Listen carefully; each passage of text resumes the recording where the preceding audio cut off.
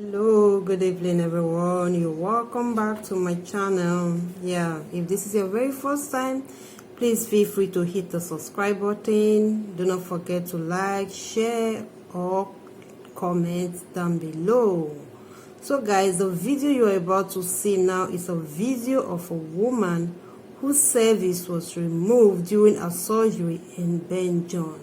So guys, this is a very painful story coming from her and her sister-in-law. Do not forget, please share this video, share it to people so that these women will get the justice they deserve, because a great damage has been done to her and her sister-in-law. Okay, you all know what the cervix is to the woman's body. So for your cervix to be removed, that means you have totally been rendered useless, and this happened in Europe, in Belgium. So this is coming from her directly and her sister-in-law, who was also paralyzed in the process of being a surrogate mother for her and her husband.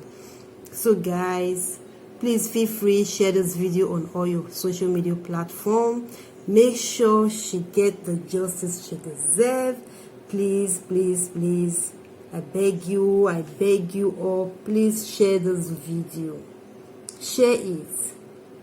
Share this video. Even if you don't comment, share this video. Let people see this video. Let them know the great damage that was done to this woman and her sister. I don't want to talk about the video. I just want you to listen to the video yourself. It might be a very long video, but it is going to worth your time when you listen to it. Thank you and happy listening. Hello everyone, my name is Ajima Obole, and this is Susan Obole, my sister-in-law. We're currently recording this video from AZ Saint-Anne, Bruges. It's a general hospital in Bruges in Belgium. In 2017, I came to visit a doctor in this hospital because I had, my husband and I wanted to have a family, and after checks he said I had fibroids. And he would advise that I had a myomectomy. That's a surgery to take out the fibroids before we could begin to start trying to conceive. So we agreed, and in November of 2017, I went ahead and I had that surgery. Everything seemed okay. It was a laparoscopy, so I was cut open. He said it was better because of the locations of the fibroids, and everything seemed fine until we came back for a checkup, and he said he couldn't find my cervix. Asked us to come back a while later so he could put me under anesthesia and try to find the cervix, which we returned with my husband. And when I woke up, I saw I had 4 holes on my tummy, and I was wondering if it was the IUD, because he was supposed to put the IUD because he felt my cervix was blocked.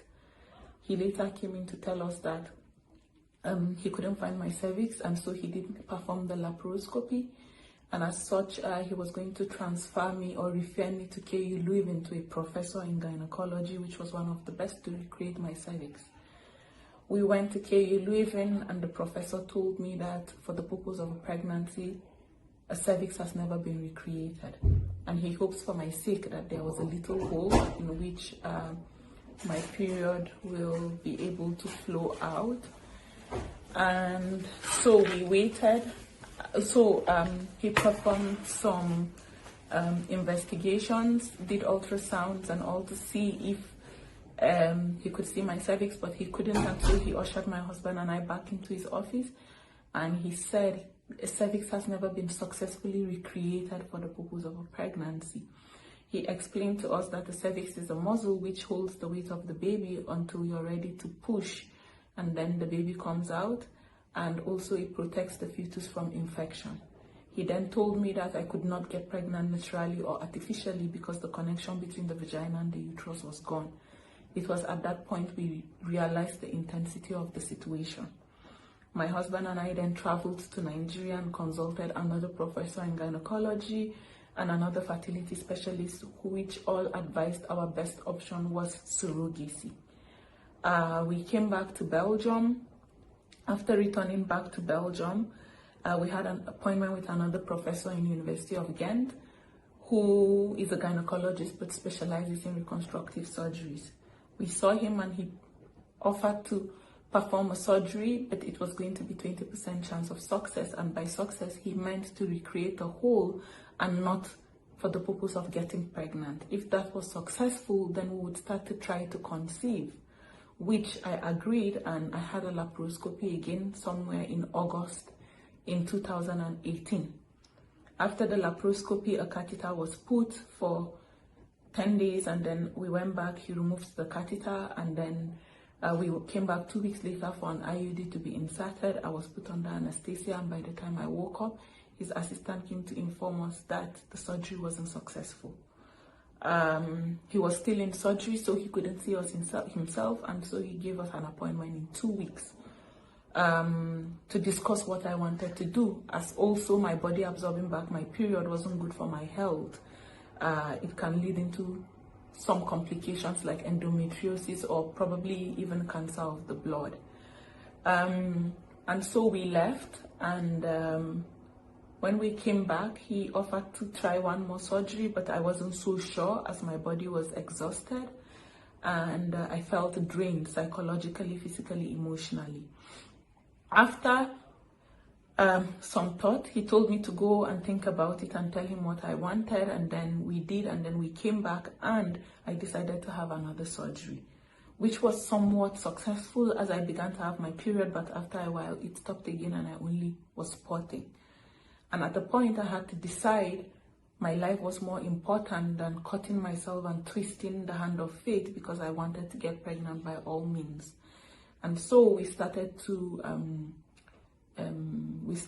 research the process of surrogacy and what it took.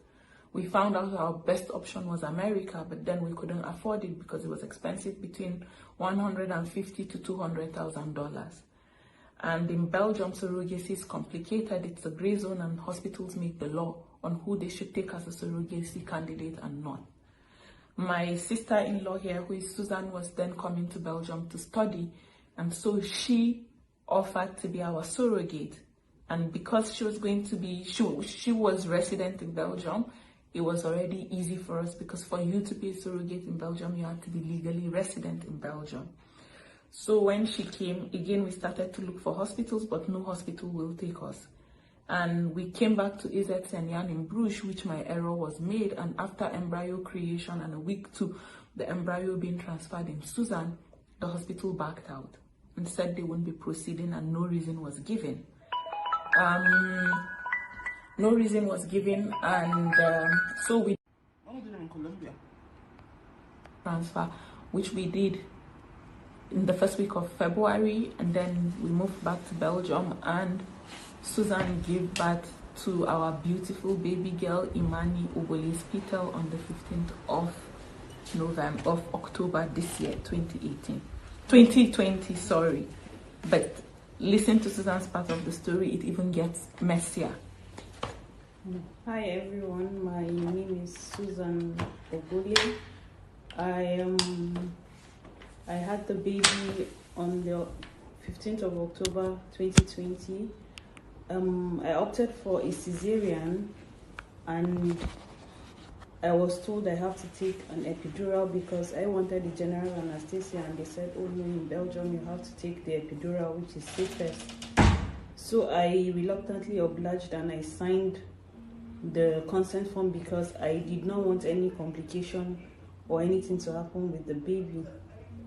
So I went in to the theater, and I was administered the epidural, but in the process of the epidural, I felt pain on the left side of my back, and I kept telling the doctor, oh, I feel pain, and she kept telling me, oh, just be calm, I'm trying to get the good spot, and she kept twisting. I don't know what she was twisting, whether it was the needle or there was something else attached to it, but it felt like a round device or something, and she kept twisting and twisting, and she kept telling me, oh, just be calm. And at some point she actually found the point she claimed she was looking for, and I didn't feel the pain anymore. So the surgery was carried out, it was successful, but after I got back into the ward, the following day I was told the epidural pump had to be removed. So they removed the pump, and at about 8 o'clock, I was able to sit. Everything seemed normal, but my legs were having spasms. But I was told it would wear off. And then later that day in the evening, it all went south, and I couldn't feel my legs anymore. A lot of doctors came. They had to look for a neurologist to come and check. She came and checked and said, I have to go for an MRI. I have had 4 MRIs already. The first 2, they said, oh, we didn't see anything. But the third one, they said I had to have a lumbar puncture. And I was taken for a lumbar puncture, and they came and said they saw a bacteria, but they don't know what the bacteria is. One of them even suggested, oh, maybe it's a disease from Africa, maybe tuberculosis or malaria or cerebral meningitis, and they carried out all the tests and they didn't see anything in my system. So the question was, where did the bacteria come from? Was it in the process of administering the epidural? It entered my system as a result of them not scrubbing me very well? Or is it that the person who administered the epidural did not know her job? Or the instrument they used was not properly sterilized? And up till now, nobody has given me an answer. I have partial paralysis from my waist down. I can't poo on my own. I wear a diaper. I can't pee on my own. I have to use a catheter to take out the pee. It's been so difficult, and I asked for an apology from the anesthesiologist, and she said, oh, it's a complication, when we had a meeting with the team of doctors that were all involved in the process. So now I have decided that justice must be served. I need justice for this. I came into this hospital, I was on my feet. I was only pregnant. I only came to have a baby. I was never sick. They can check my medical records. I never reported sick during the process of the pregnancy. So I don't know what they are saying. They say it's a bacteria from where only God knows.